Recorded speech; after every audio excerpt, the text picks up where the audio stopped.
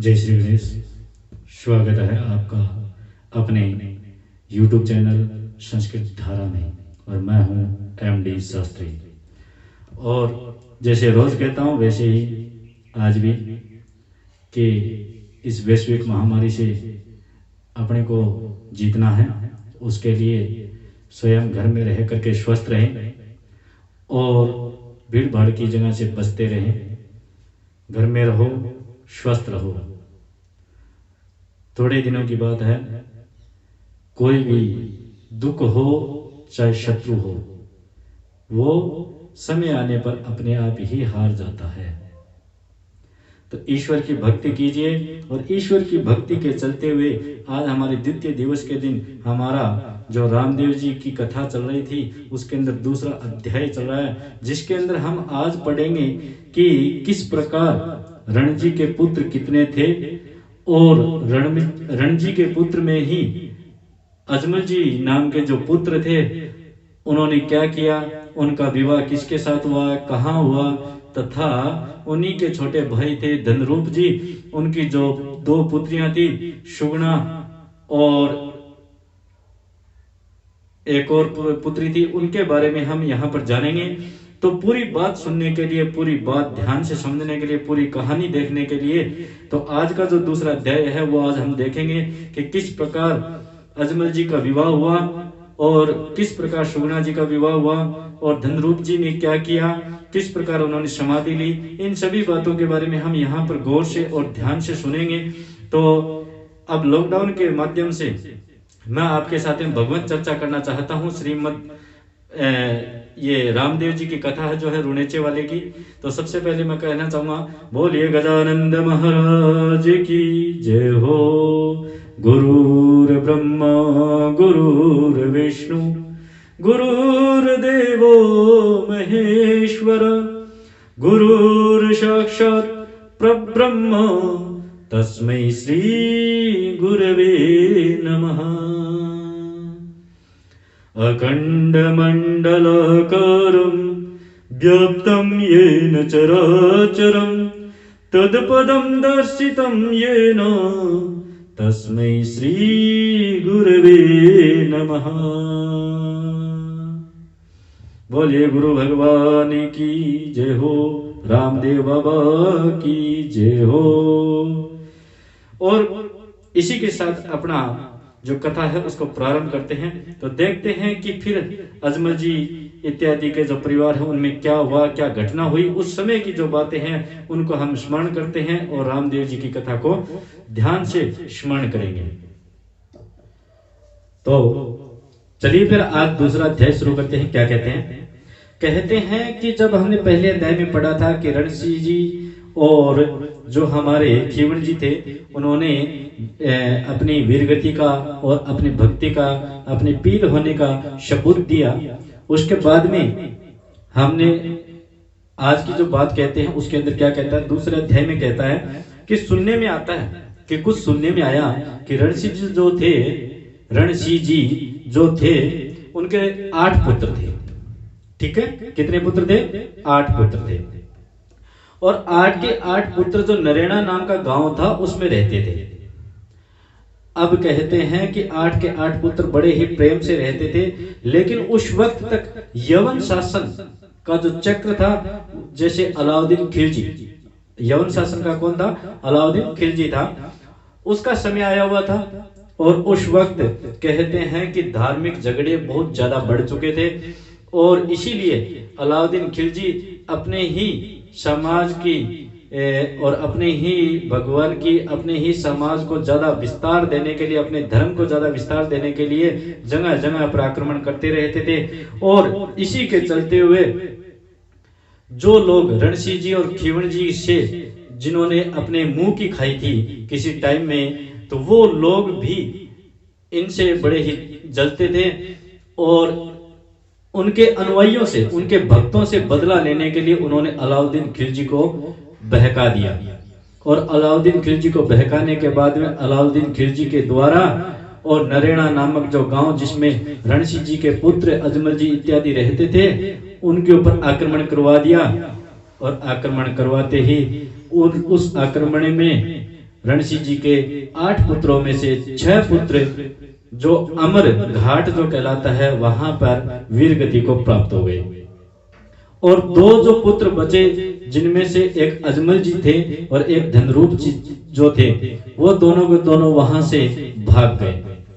और कहते हैं कि वहां से भागने के बाद में उन्होंने पुष्कर के पश्चिम में 2 मील दूर, पुष्कर से पश्चिम की दिशा में 2 मील दूर चावंडिया नामक एक स्थान था, वहां पर जाकर के उन्होंने निवास स्थान बनाया। परंतु कहते हैं कि समस्या जिस वक्त आनी होती है आ ही जाती है। अलाउद्दीन खिलजी के सैनिक वहां पर भी पहुंच गए, तो वहां से फिर उन्होंने अपना प्रस्थान किया और रेगिस्तान में कहते हैं कि बाड़मेर के करीब 50 मील दूरी पर, वर्तमान में जो पोखरण से पश्चिम दिशा में 50 मील की दूरी पर है, पोखरण से पश्चिम की दिशा में 50 मील की जो दूरी पर है, उस उत्तर पश्चिम में उड़ू कश्मीर नाम का एक गांव था, उसके अंदर जाकर के अजमल जी और धनरूप जी ने निवास किया। और कहते हैं अजमल जी बड़े ही राजवंशी थे, राजा थे, फिर भी वो बड़े स्वाभाविक साधु संत जैसे थे और बड़े ही सरल स्वभाव के थे, और उन्होंने अपनी प्रजा को बड़े ही प्रेम से, बड़े सूक्ष्म स्मृति के साथ में और उनका पालन पोषण करने के लिए बड़े ही कष्टों को सहन किया, और जहां तक हो सके उन्होंने उपाय किए।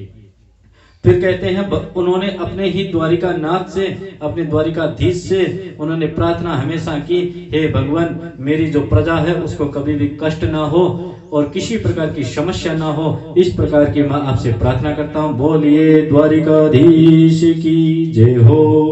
फिर कहते हैं समय बीतता गया, और कहते हैं कि जैसलमेर के में उस वक्त जो राजा थे उनका नाम था अजय जी भाटी या अभय सिंह जी भाटी, अभय सिंह जी भाटी थे। अभय सिंह जी जो भाटी थे उनके घर में एक कन्या उत्पन्न हुई, और वो कन्या उत्पन्न तो हुई, परंतु कहते हैं जैसे वो उत्पन्न हुई उस वक्त वो आंखों से अंधी थी, हाथ और पैरों से पंगुल थी। तो उसे देख करके राजा और रानी को बड़ी चिंता हुई, तो उन्होंने ज्योतिषियों को बुलाया और बुला करके उनसे पूछा, तो सभी ज्योतिषियों ने अपनी अलग अलग कुंडलियां बनाई और उन्होंने कहा कि महाराज ये जो कन्या है ये आंखों से अंधी है, पैरों से पंगु है, तो जैसे हम कह सकते हैं विकलांग के माध्यम से थी। तो कहते हैं राजा को बड़ी चिंता हुई, लेकिन ज्योतिषी ने ये बात भी कही कि ये आंखों से अंधी है, पंगु है, फिर भी ये बहुत भाग्यशाली है, इसलिए इस कन्या का नाम मैनादे होना चाहिए, यानी मैनावती होना चाहिए। तो उस कन्या का नाम मैनावती रख दिया गया। फिर कहते हैं कि जैसे जैसे समय बीतता गया तो माँ बाप जो होते हैं उनकी चिंता एक अलग ही होती है। उसी प्रकार मैनादे की जो माता पिता थे उनकी भी चिंता थी, जिसने जो उपाय बताए वो किए और सब भगवान से प्रार्थना की, सब भगवान की पूजा की, परंतु किसी प्रकार से उनको फल प्राप्त नहीं हो पा रहा था। फिर कहते हैं किसी ने बताया कि जो सर्वोपरि है, सर्वरिष्ट है, सबकी सुनने वाला वह है, केवल वही है जो परम देव है, विशंभर है, वही असंभव को संभव कर सकता है। कौन है? कहते हैं पल में रंक राजा करे सुरंक, ईश्वर गति विचित्र यति, जानत होए निशंक, मूक होए को विद्य बुद्धि, जाहे कृपा मलटार, गहन गिरी पंगु चढ़े, तो स्मरण सुखे धार। बोलिए द्वारिका नाथ की जय हो। कहते संत मति की महान धारणा है कि जो परम परमेश्वर है हमारे, वो असंभव को भी संभव कर सकते हैं। उनकी अगर कृपा हो जाए तो पंगु भी पहाड़ पर चढ़ जाता है, गूंगे भी बोलने लग जाते हैं। ये बात हम भागवत में भी सुनते हैं कि जैसे ही छोटे से ध्रुव जो थे उनके कपाल पर जैसे ही उन्होंने अपना शंख स्पर्श करवाया तो वो बड़े बड़े स्तुतियों भगवान की स्तुति करने लग गए, और उनमें इतनी समझ आ गई और इतनी तीव्र गति से उन्होंने स्तुति की, इतनी सुंदर स्तुति की। तो वैसे ही कहते हैं जैसे ही भगवान की कृपा होती है तो सब कुछ संभव हो सकता है। तो अब इसी प्रकार चलते चलते एक दिन जैसलमेर के राजा अभय सिंह जी भाटी के कानों में एक अजय अजमल जी जो थे, उनकी दयालुता, उनकी कृपालुता, उनका स्वभाव व्यवहार और उनकी साधुता, इन सभी के उनके कानों में कुछ श्रवण होने को मिला और उनको स्मरण किया। जैसे रणसी जी थे, उनके गुणगानों को, उनकी भक्ति को याद किया तो उनको बड़ी प्रसन्नता हुई। और क्योंकि उस वक्त उनकी पुत्री जो थी वो भी धीरे धीरे बड़ी हो रखी थी, उसकी शादी की चिंता हो रही थी कि कौन इससे विवाह करेगा, कौन इसका जीवन सुधारेगा और इसका जीवन कैसे पार लगेगा। इस बात को सोचते सोचते और अजमल जी के बारे में जब पता चला तो अभय सिंह जी ने बिना सोचे समझे अपनी पत्नी से राय लेकर के दोनों सहमत होकर के एक जोशी जी को बुलाया और बुला करके उनसे कहा कि हमारी जो पुत्री है वो पंगु है, अंधी है, इस बात का किसी को पता ना चले। और हमने सुना है अजमल जी जो हैं वो बड़े ही साधु स्वभाव के हैं, आप उनके पास में ये नारियल लेकर के जाएं और उन्हें विनम्र निवेदन कीजिए कि ये नारियल वह स्वीकार करें। और पहले कहते हैं कि नारियल के माध्यम से ही विवाह संपन्न होते थे, यानी विवाह अगर हमें किसी को रखना होता था, विवाह करना होता था, उससे पहले सगाई के माध्यम से नारियल लेके जाते थे। तो जोशी जी ने बिना कुछ देरी किए और जैसलमेर से निकल गए।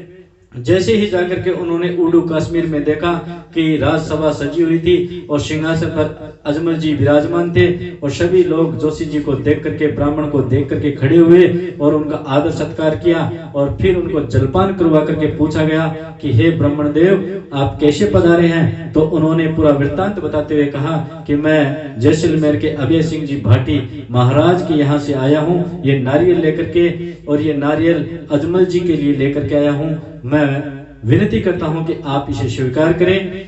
और अजमल जी ने उसे बड़े ही प्रेम के साथ में स्वीकार किया।